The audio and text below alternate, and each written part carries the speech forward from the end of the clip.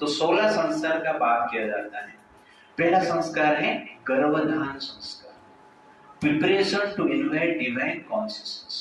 तो मैरिज होने के पश्चात वैदिक अनुष्ठान है, रिचुअल से है, मंत्र के द्वारा पति पत्नी को एक प्रकार के नियम में रखा जाता है कुछ महीने के लिए।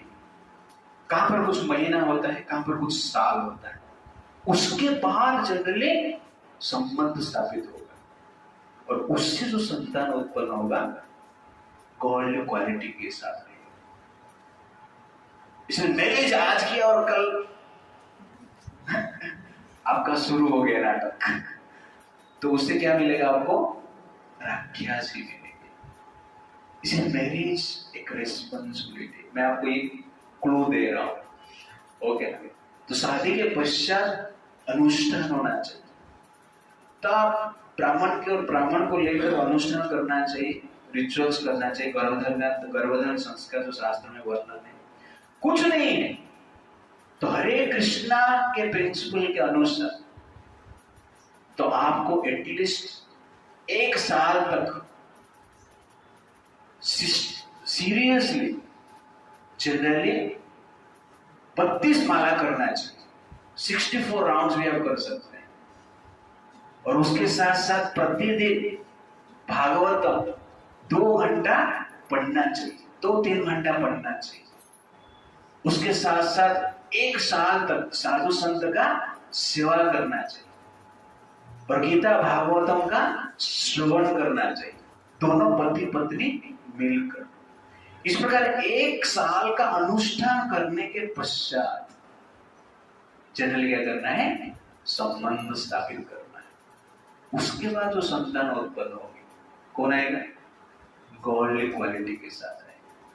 प्रहलाद महाराज आएगा, नहीं तो हिरण्यकशिपु देगा। इसलिए गर्भधारण संस्कार अत्यंत आवश्यकता है। ये साधारण नहीं है। मैरिज लाइफ किस लिए है? संतान प्राप्त करने के लिए। लेकिन आजकल मैरिज लाइफ हम लोग क्या है? मजाक के लिए सोचते हैं। पहले लोग इस प्रकार फॉलो करते थे, इसलिए अच्छा संतान उत्पन्न होता है। आजकल क्या है? शादी होने के बाद 5 साल मजाक करो, है कि नहीं? 5 साल जनरली पिल्स लो और गर्भ निरोधक टैबलेट, क्या बोल रहे हैं? उसके बाद 5 साल में संतान होना चाहिए। तो क्या आएगा? महाहिरण्यकशिपु।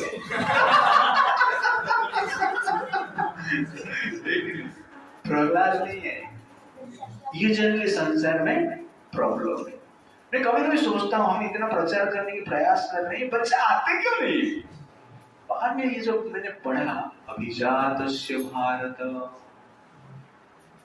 क्योंकि एक कॉन्शियसनेस के साथ पैदा हो गए, आएंगे कैसे? इसलिए गर्भधारण संस्कार अत्यंत आवश्यकता। ये संतान प्राप्त करने से पहले ये अनुष्ठान होना चाहिए।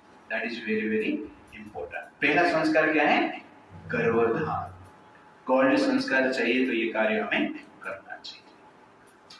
We always want a good product, not a bad product. सबको अच्छे प्रोडक्ट चाहिए ना? ब्रांडेड कपड़ा चाहिए, ब्रांडेड पेन भी चाहिए। हाँ, कभी कोई तो ऐसा बोल रहा था कि लड़की फनी होनी चाहिए, अप्सरा तो पेंसिल भी होती है।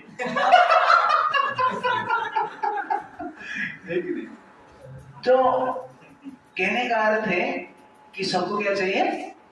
ब्रांडेड अच्छी क्वालिटी प्रोडक्ट चाहिए और क्वालिटी संतान नहीं चाहिए। क्वालिटी प्रोडक्ट के लिए कितना रिसर्च आप करते हो, कितना परिश्रम करते हो? लेकिन संतान क्वालिटी के लिए कोई परिश्रम करते नहीं? परिश्रम एकदम करते ही नहीं है, और कुछ कर रहे थे आ गया। ये जनरली दुर्भाग्य है। इसलिए हमें इसके लिए भी फोकस करना चाहिए। Just as fragrance flower invites honey bees, similarly divine personalities invites divine souls.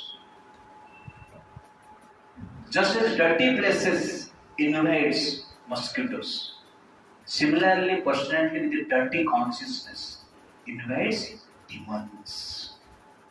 Therefore, your consciousness invites another consciousness. Therefore, purify your consciousness. That is संस्कार. तो इसलिए संस्कार की आवश्यकता. एक साइंस है.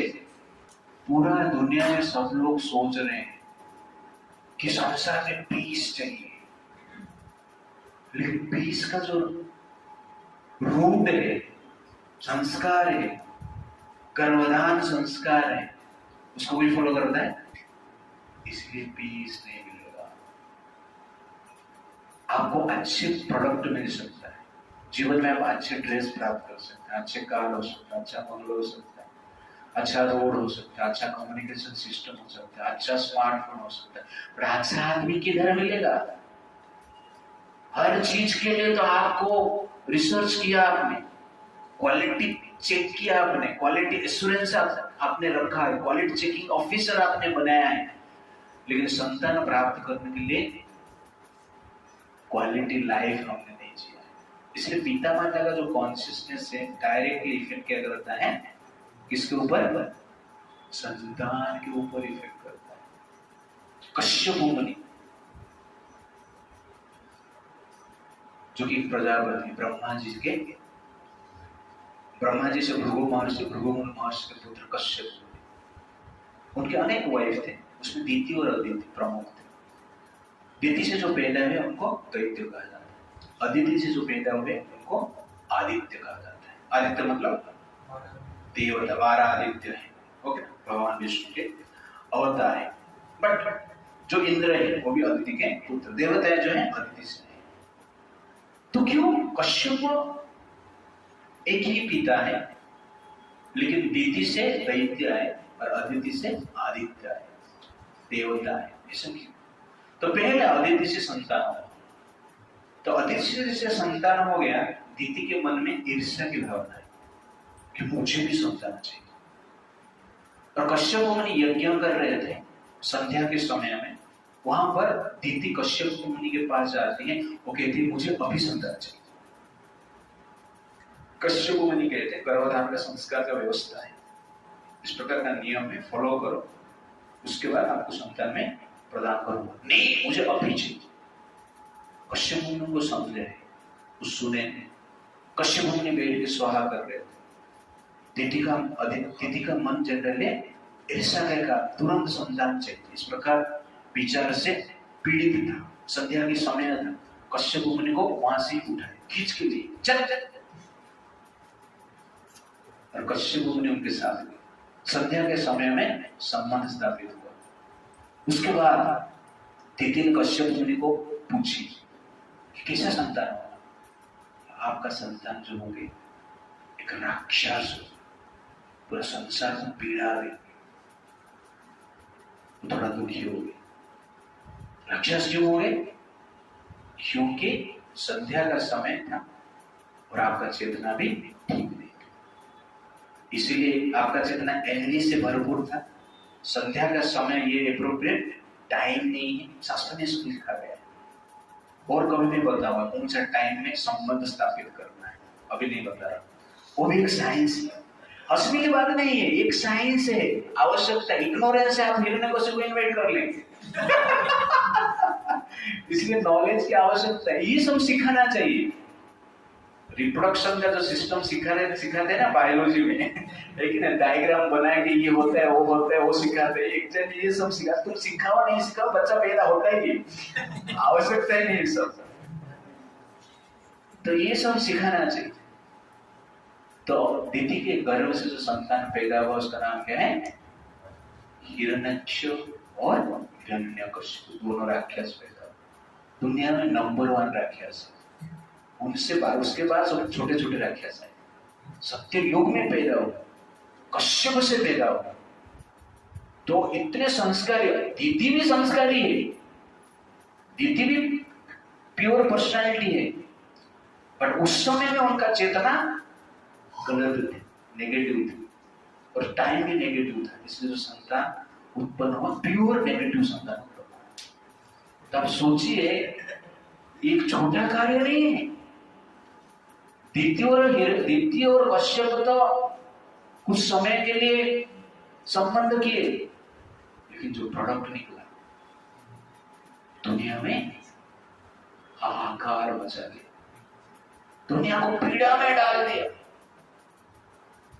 अनेक अत्याचारों, करोड़ों गाय को मारा गया, करोड़ों ब्राह्मण को मारा गया, देवताओं को सताया गया। इसके कारण संबंध,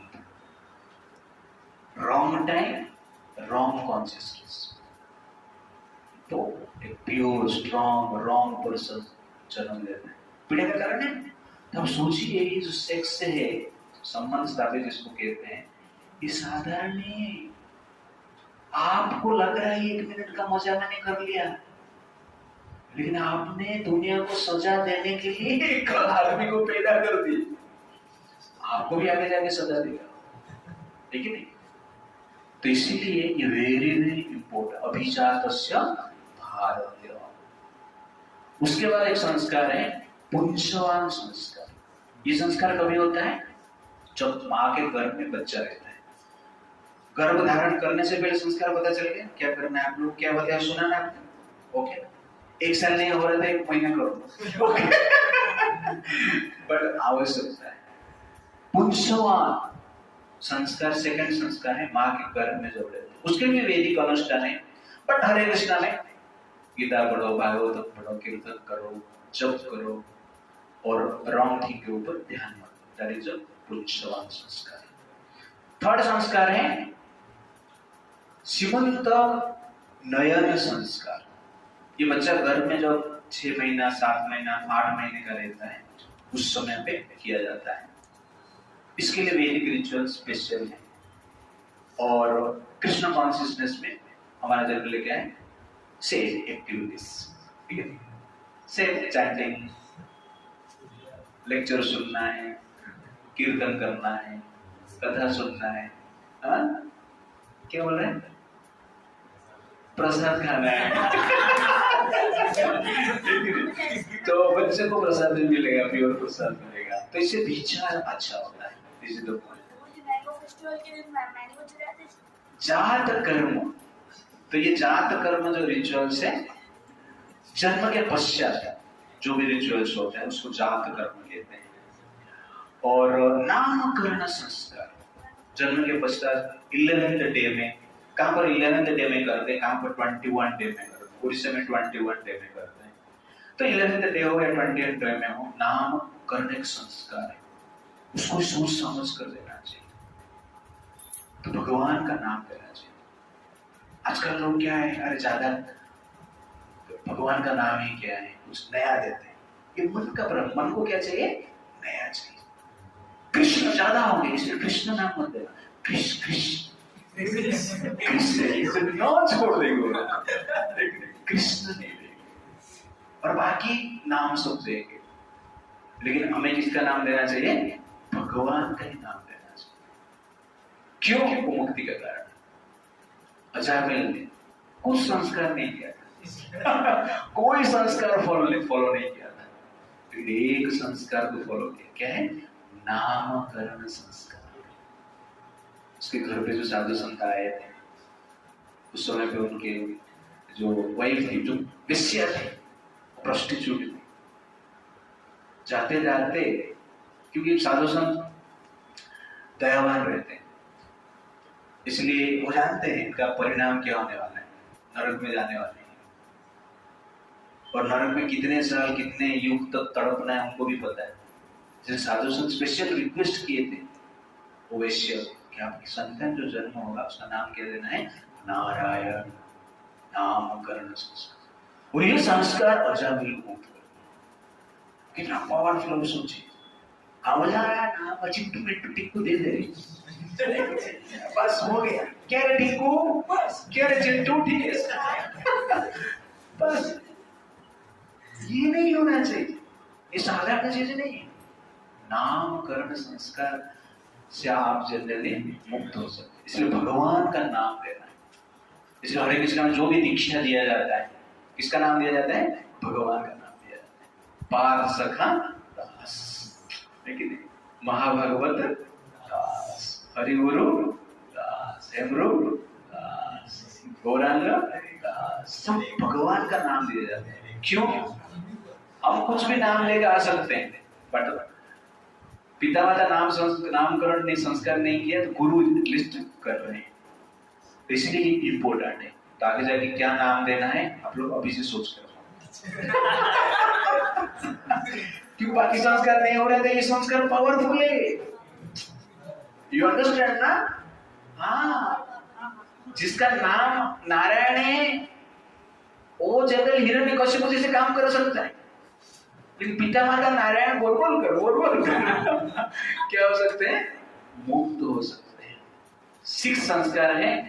निष्क्रमण संस्कार, ये जनरली निष्क्रमण संस्कार बच्चे को 4 महीने के बाद घर से बाहर ले जाते हैं, तब तक घर में ही रखते हैं, और जिस दिन बाहर लेकर आएंगे उसके लिए भी पूजा पाठ अनुष्ठान होता है, उसको कहते हैं निष्क्रमण संस्कार। ये सब संस्कार के पीछे कारण क्या है? बच्चे के हृदय में एक प्रकार की गॉडली क्वालिटी, विचार, बिहेवियर को डेवलप करना है, और कुछ नहीं। अन्नप्राशन संस्कार, 7वां संस्कार, इसको जनरली क्या करते हैं? 7th मंथ में खाना खिलाते हैं, राइस दाल सब्जी थोड़ा बहुत खिलाते हैं, उससे पहले उस केवल दूध पीता रहता है, वो भी भगवान को भोग लगा के प्रसाद जनरली खिलाना चाहिए। 14 मुंडन संस्कार, बाल निकालते हैं, ये 3-4 साल के बाद बाल निकालते हैं। सारे संस्कार उड़ीसा में फॉलो करते हैं। अभी जो मैं गांव गया था ना, हमारा भाई का बेटा चैतन्य, उसका बाल निकालने के लिए गए थे। सिंहांचल नरसिंह भगवान का एक स्थान है आंध्र प्रदेश में, एक मंदिर है, वहां पर गए थे, तो वहां पर बाल निकालते हैं, तो उसका बाल निकाल रहे, तो हम लोग भी, सब लोग उधर बाल निकाल तो कहना मेरी माँ भी बाल निकाल लिया पूरा मुंडन हो गया। It's like that. ये जनरली 14 मुंडन संस्कार। विद्यारंभ संस्कार, यहाँ पर स्कूल कॉलेज, स्कूल में जो एंट्री मार्क करते हैं जनरल विद्या के लिए, मटेरियल एजुकेशन के लिए, दैट इज जनरल क्या है? विद्यारंभ संस्कार। कर्ण भेद संस्कार, उसके बाद कान को भी भेद करते हैं। ओके, किसके किसका कान भेद हुआ है यहाँ पर? हाँ, अच्छा है, वेरी नाइस। तो कान में होल करते हैं, और इससे कहा जाता है, इससे जो ब्लड है ब्रेन में जाता है, इस प्रकार कहा जाता है। कुछ भी हो, हरे कृष्ण चैंटिंग हो रहा है, जो भी मंत्र तंत्र हो रहा है, उसमें जनरली क्या है? वो लाभदायक होता है। कर्ण भेद संस्कार हो गया। उसके बाद उपनयन संस्कार, जो ब्राह्मण रहते हैं, क्षत्रिय रहते हैं, वैश्य रहते हैं, उनके लिए उपनयन संस्कार रहता है, ठीक है ना?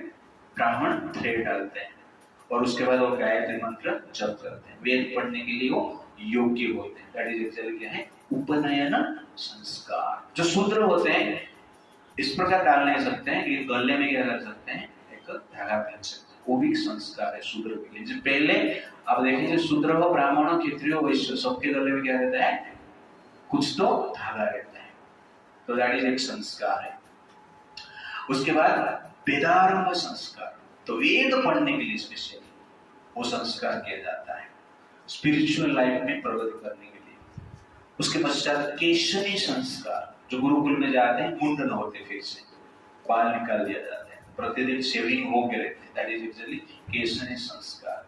संवर्धन संस्कार 14, ये फेयरवेल पार्टी, गुरुकुल में स्टडी खत्म हो गया 20-25 साल, तो पहले गुरुकुल में ऐसा टारगेट नहीं था कि ये जनरली 10th स्टैंडर्ड है, 9th स्टैंडर्ड है, 12th स्टैंडर्ड है, ऐसा नहीं।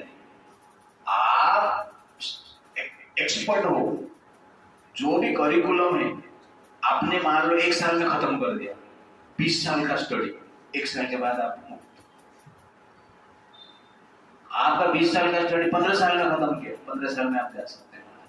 तो इस प्रकार जनरली टारगेट वाइज फेल होता था। ओके, दैट इज संवर्धन में फेयरवेल देते हैं, वो भी एक संस्कार है। और उसके बाद क्या है? विवाह संस्कार। उसके बाद विवाह, वेरी वेरी इंपॉर्टेंट संस्कार, जैसे कि हमने डिस्कशन किया है। इससे जो संस्कार उत्पन्न होते हैं, पिंडदान के लिए रिस्पॉन्सिबिलिटी, और स्पिरिचुअल लाइफ के लिए, लिबरेशन के लिए आवश्यकता है। और विवाह संस्कार के बाद अंत्येष्टि संस्कार, अंतिम संस्कार, आजकल केवल यही संस्कार होता है, अंतिम संस्कार। बाकी कोई संस्कार होता ही नहीं, केवल अंतिम संस्कार। विवाह संस्कार भी कम हो गया, ठीक ठाक होता नहीं। ओके ना, विवाह संस्कार को भी ठीक ठाक फॉलो नहीं किया जाता है, कोर्ट मैरिज हो जाता है। ओके ना, अपने पसंद से विवाह कर लेते हैं, केवल किसके लिए? किसके लिए? मजा करने के लिए। विवाह करने से मजा चालू होता है। ओके ना, कभी कभी आजकल ऐसा शादी होता है, बच्चे के साथ शादी होते हैं, बच्चा देखते हैं पिता माता का शादी हो रहा है। इस प्रकार भी देखा गया है। विवाह संस्कार के बाद अंतिम संस्कार होता है। तो ये संस्कार को हम फॉलो करते हैं तो जनरली क्या होता है, एक प्रकार की अच्छे संतान उत्पन्न होते हैं।